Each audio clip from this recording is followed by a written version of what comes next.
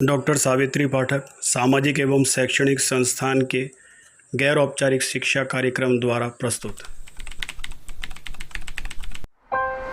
दोस्तों, आज हम सब एक आज़ाद भारत में सांस लेते हैं और इस भारत को आज़ाद कराया हमारे देश के महान क्रांतिकारियों ने।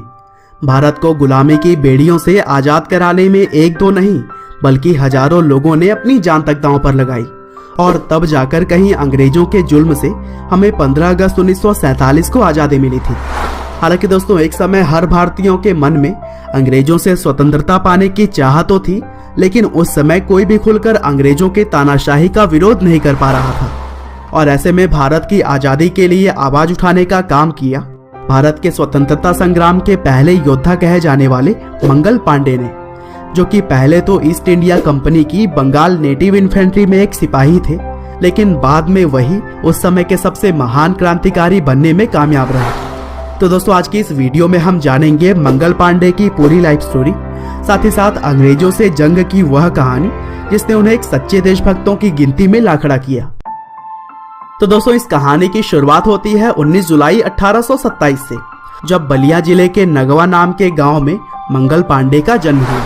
उनके पिता का नाम दिवाकर पांडे और मां का नाम अभय रानी था।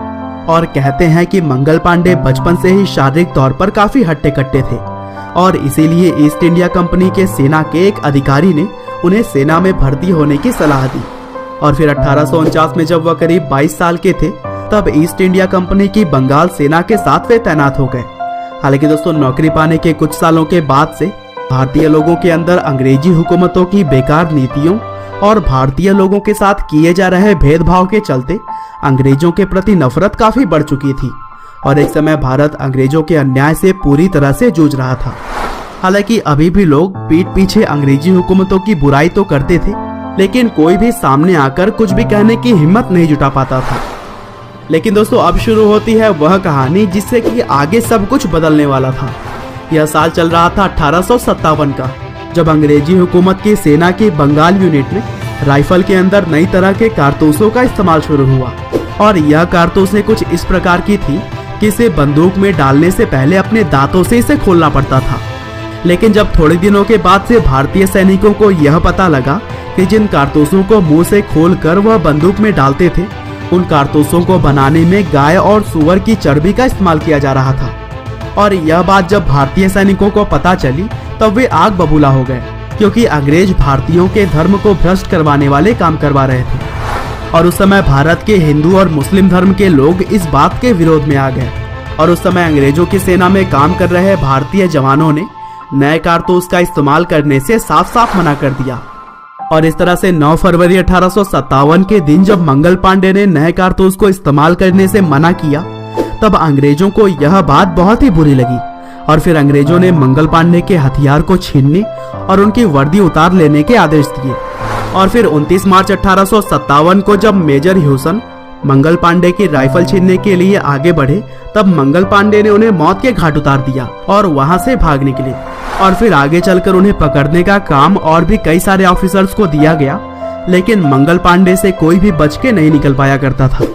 हालांकि मंगल पांडे को यह पता था कि वह अंग्रेजों से ज्यादा दिनों तक भाग नहीं सकते और इसीलिए उन्होंने खुद को गोली मार ली ताकि वह किसी अंग्रेज के हाथों ना मारे जाएं। लेकिन दुर्भाग्य से गोली लगने के बाद भी वह बच गए और घायल अवस्था में ही अंग्रेजों के द्वारा गिरफ्तार कर लिए गए। और इस तरह से मंगल पांडे अंग्रेजों के विरुद्ध आवाज उठाकर गिरफ्तार होने वाले पहले स्वतंत्रता संग्राम सेनानी बने। और फिर गिरफ्तारी के महज एक हफ्ते बाद 6 अप्रैल 1857 को कोर्ट में उनकी पेशी हुई, जहां पर उन्हें 12 दिनों के बाद यानी कि 18 अप्रैल 1857 को फांसी की सजा सुनाई गई।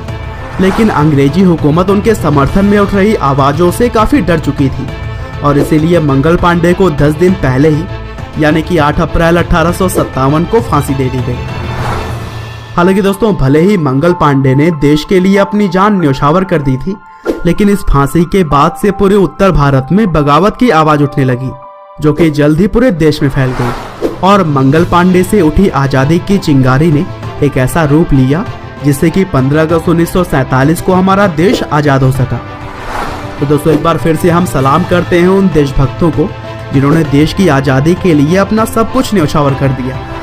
उम्मीद करते हैं कि मंगल पांडे की यह कहानी आपको जरूर पसंद आई होगी।